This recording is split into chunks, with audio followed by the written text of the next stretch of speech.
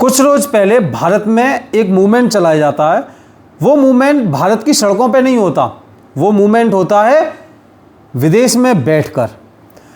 एक social media platform पर सभी पर अकाउंट्स बनाए जाते हैं, एक वेबसाइट क्रिएट करी जाती है कॉकरोच जनता पार्टी के नाम से। उसके फाउंडर अभिजीत होते हैं जो कि विदेश में बैठे हैं, लेकिन वो बात कहाँ की करते हैं? भारत की बात करते हैं। अभी 2 दिन पहले एक प्रेस कॉन्फ्रेंस होती है, जिस प्रेस कॉन्फ्रेंस में हम देखते हैं वो कहते हैं कि जो इस पार्टी के फाउंडर हैं वो 6 तारीख को भारत में लैंड होंगे। इस देश के युवा से अपील करते हैं, क्या अपील करते हैं?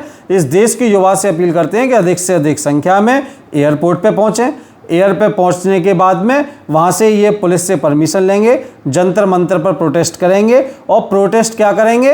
प्रोटेस्ट के पॉइंट्स इन्होंने अभी इतने डिस्क्लोज नहीं किए हैं। वो प्रोटेस्ट CBSE के रिगार्डिंग होगा, वो प्रोटेस्ट नीट के रिगार्डिंग होगा, या इस देश में इस समय जो जो चीज़ें चल रही हैं उन सब के रिगार्डिंग प्रोटेस्ट हो। लेकिन जब बात आती है कि कॉकरोच जनता पार्टी आखिर ये है क्या, जैसा हमने देखा कि इसकी डिटेलिंग में गए तो पता लगा कि इसके सारे फाउंडर थे, वो सारे फाउंडर विदेशी में, विदेशों में रहते हैं, भारत की बात करते हैं। भारत की ABCD भी नहीं पता है, लेकिन बात क्या करनी है? भारत के राजनीतिक मुद्दों पे बात करनी है, भारत के यूथ को भड़काने की बात करनी है। जिस यूथ का, जिस नीट के स्टूडेंट का 21 जून को रीनेट का एग्जाम है, उस यूथ से आप अपील करते हो कि 6 जून को वो जंतर मंतर प्रोटेस्ट पे आए। वाह! मतलब कि आप कुछ भी बोलेंगे और इस देश का युवा भड़क जाएगा, इस देश का युवा आपकी बातों में आएगा। आपने जो सोशल मीडिया मूवमेंट चलाया उसमें ज़्यादातर वोट सब्सक्राइबर थे, ज़्यादातर सब्सक्राइबर थे वो विदेशों में बैठे हुए लोग थे। ऐसे लोगों से मूवमेंट चलाया और दिखाया ऐसे गया कि यह मूवमेंट भारत के यूथ का है, भारत का यूथ इस मूवमेंट में पार्टिसिपेट कर रहा है। लेकिन ऐसा नहीं है। भारत का जो युवा है, भारत का, आप जिसे कह रहे हैं कि आप जेएनजी मूवमेंट चलाकर नेपाल की तरह भारत में सत्ता परिवर्तन का काम करना चाहते हैं, तो आप अपनी आंख और कान खोल के सुन लीजिए। ये भारत का युवा है, ये भारत का युवा अन्य देशों की तरह जेएनजी नहीं है।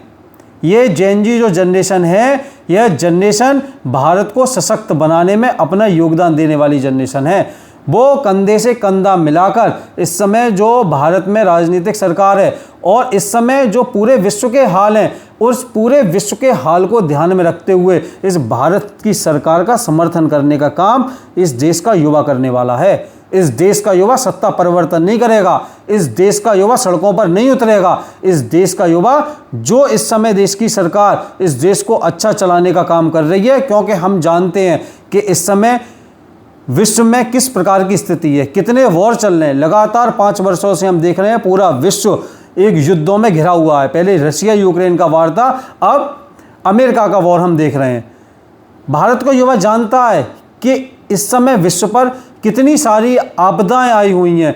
वह आपदा ऐसी आपदा नहीं है कि जिनसे हम जल्दी निजात पा सकेंगे, कि बहुत सारी आपदा ऐसी हैं जिनसे हमें लंबे समय तक संघर्ष करना पड़ेगा।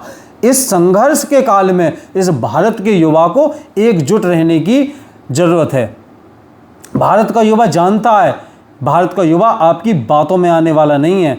आप उसे कितना भी प्रयत्न कर लीजिए भड़काने का, जैसे आम आदमी पार्टी में अरविंद केजरीवाल बहुत प्रयत्न करते थे। कहीं ना कहीं मेरे को लगता है कि आप भी कहीं ना कहीं आम आदमी पार्टी से प्रेरित हैं। कहीं ना कहीं ये हो सकता है आम आदमी पार्टी का ये एक अलग कैंपेन हो इस देश के युवा को भड़काने का, इस देश के युवा को सड़कों पर लेके आने का। लेकिन भारत का युवा स्वामी विवेकानंद के विचारों पर चलने वाला युवा है।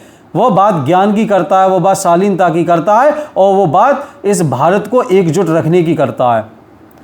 ये देश का युवा प्रमाण पर बात करता है। यह इस देश का युवा कोई विदेश में बैठकर इस देश के युवा को भड़काने का काम करेगा तो ये भारत का युवा कतई भी बर्दाश्त नहीं करेगा। और जंतर मंतर पर आप जिन लोगों को बुलाना चाहते हैं, 6 तारीख को इस देश के यूथ को बुलाना चाहते हैं, इस देश के युवा से मैं अपील करता हूं कि ऐसे लोगों के भड़काने में आने की आवश्यकता नहीं है।